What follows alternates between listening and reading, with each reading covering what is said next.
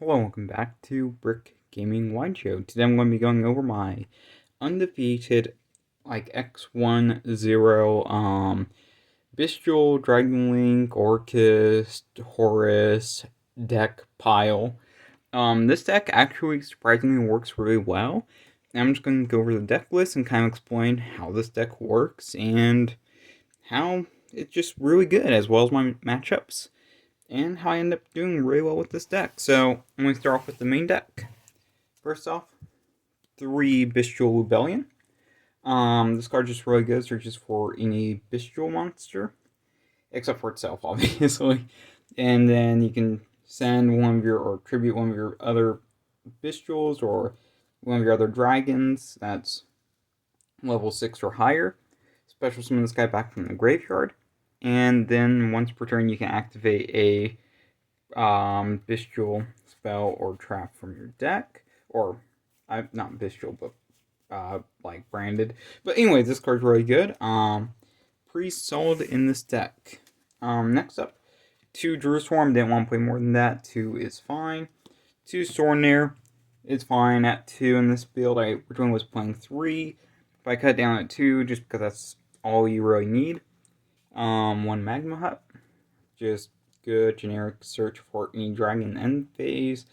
And with this deck, you can just loop it back multiple times. So that's the Bystial package. Then I play 2 Rocket Tracer, 1 Caliber, and 1 Recharger.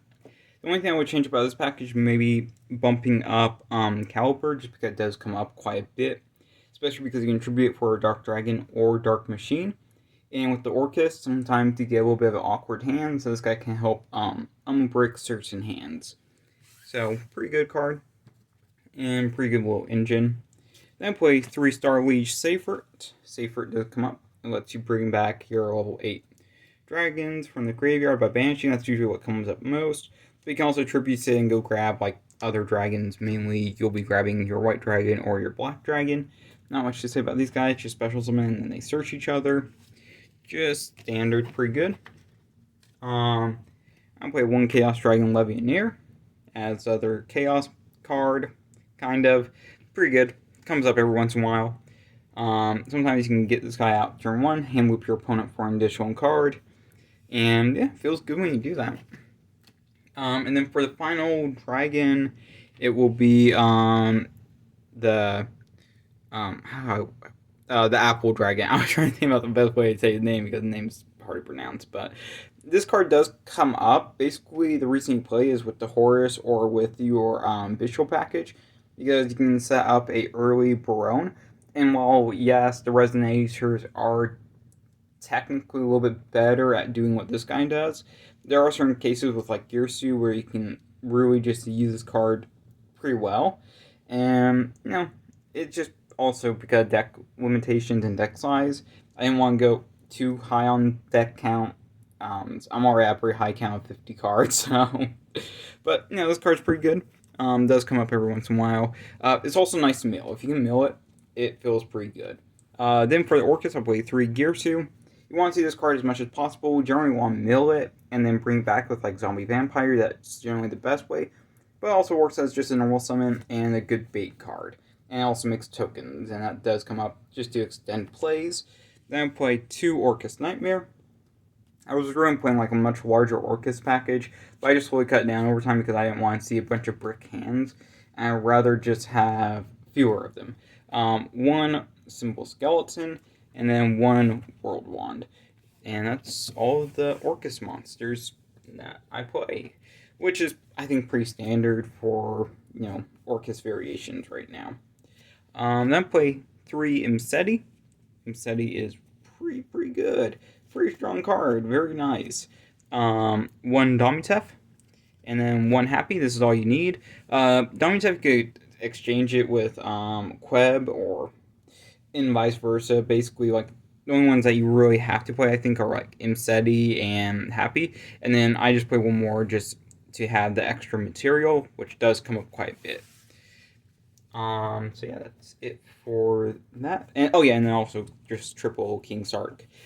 pretty good card right here. And you can just like send stuff, and it's pretty free in this deck. There's plenty of stuff you can send off of this from your hand, like all the Orcus, some of the dragons you can send. Really, like, it just feels free every single time. Then I play triple quick launch. Just get into rockets, kind of have to. Play 3, you want consistency, you want to bring those guys out. Then I play 1 regained and 1 beast. I'm just playing these together because, it makes sense. But this is basically just what you will grab off of Rebellion. Both of these cards are really good, especially when you have both up. It feels really nice. Then I play 1 boot sector launch as the search target for Striker Dragon, since, yes, this card does come up quite a bit in this deck. Then I play 1 orchestrated return and 1 orchestrated babble. These are your only search targets. Return just feels bad if you open it. You only want to really grab it to search it. It's just another name to grab off of Galatea. Otherwise, it's just one of the worst cards in the deck. But, it still comes up, still good. It can debrick a hand, so, yeah, still a good card. Then I play 1 Chaos Space. Chaos Space is pretty solid, pretty good card. You just search out your Chaos guys. Pretty nice, pretty easy, pretty simple. And if you mill it, that also is fine. Then I play 1 Foolish Burial. Foolish Burial, you just send. Not much to talk about there. Then I play for just generic stuff, because there's not really a lot of generic stuff I could fit into this deck, so I just try to go for what I felt was going to be most powerful, which is 3 Forbidden Droplet, which came up all day long. Really good, just in almost every single matchup I played. 2 Triple Tactics Talent, again, just really good anytime I could resolve it. And then finally 1 Call by the Grave, which was also just really good anytime I could resolve it. So, just like power cards, just cards that get you further ahead in the game or prevent your opponent from breaking your board or anything like that, or preventing you from getting set up, all that type of stuff. Then for the extra deck, I play 1 Striker Dragon, because that one, but it's really good. Just gets extra card advantage. I play 1 Heroic Seal. I spent my entire day looping this card back to my extra deck every chance I got, just because I could remake Heroic Seal super easy in this deck, so that's pretty nice. 1 IP, really good card, really just decent. Good end board card as well. 1 Dark. Dark is just really good, very generic. 1 Nightmare Unicorn. Going forward, I would probably, if, depending on your budget, I would probably switch out Nightmare Unicorn for a SP, but SP is a little bit pricey, so I guess, at least for me anyways, well, for my budget, I don't have it, but, you can switch out for Nightmare Unicorn super easily, and it's a better target for IP in my opinion, but that's just where the budget's at. 1 Access Code, just really good, really strong. 1 Borland, it comes up when you do full combo with this deck. You can end on, or you can make Borland on your opponent's turn when you do full combo with IP. So, that just feels good when you're able to do that. That's pretty much all the generic links you play, not a lot. Then I played 2 Galatea. Galatea is just really strong, really good, really powerful card. It doesn't seem powerful, but when you're able to get Babble set up off of this card, or just keep looping your resources back to deck, this card just allows you to play in the grind game so well, so it's actually just becoming super powerful. 1 Ding, you only need 1. Most lists, I've seen you play like 2 Galatea, 2 Ding, but Ding is, like, again, super easy to loop back in this deck. You always want either in your grave or extra deck, or if it does get banished somehow, you can easily get back into the deck with Galatea or with Regained, if, you haven't triggered Regained yet. So, you just really only need 1. And you can always hard make it if you have to, but I never hard make it. You never hard make it. Then 1 copy of number 38. This card does come up and does allow for some pretty nice wins off of it. So that's good. 1 Zombie Vampire. This is really your main way that you're going to be milling most of the time. And it's just really good. Every single time I played this card, I end up winning the game. So, yeah, it's actually pretty good. Then 1 Borreload Savage Dragon. Borreload is, again, just good. It's just a good generic card. 1 Baron de Fleur. Nothing really much to say. Negate Pop. Just really good. And then 1 Bystial Dispatcher. And this card does come up a lot. I may have small error during my round 3 with this card. I could have brought back off of Regained, but instead I brought Magma Hut back off of Regained. So, and I forgot one Regained interaction round 3. I still won the game, but it was just a small mistake with this card because I forgot it was a Bystial. And so when I was looking at my graveyard, I'm like, oh, I don't have anything to bring back. But, still good. This card does come up and did come up today quite a bit, especially like once you get Dark Locked, you can just go into this guy, set up, and then you're just set. Finally, side deck wise, so side deck is probably where this deck is the worst, because once you're playing 50 cards, you have to really play stuff that's going to win you the game in your side deck, and so there's some weird stuff going on here, and there's probably some changes I will make going forward. But first up, 3 draw. Draw is just really powerful, really good. 3 Gamma Seal. I was considering putting Lava Golem instead, but Pearly is still pretty popular. I don't really want to have a situation where, they make their Noir pass and then I don't have an out to it. So I just left in Gamma Seals for now. This could also be traded out with Radiant. But I figured I'm playing 50 cards. It's not just Dragon Link in this deck, so why should I play Radiant? Why not go for the smaller guy? 3 Nib. Nib's pretty good. Didn't really come up today. Then I played 3 Evenly. Evenly did come up, but not in the way I wanted. Really, the card that came up the most out of the side deck was actually Gamma Seal, which was pretty funny. And I don't really play a lot of back row removal in this deck, mainly because you have good main deck options and good extra deck options for back row removal. But if I were to put in anything, it would just be Cosmic Cyclone. Just because Cosmic is really good against like Centurion, and it's just a powerful card right now. Then for one of I played 1 Medora, 1 Keldo, and 1 how do you say this guy's name? Scarlight. Don't want to mess up the name, but 1 Scarlight just for in time.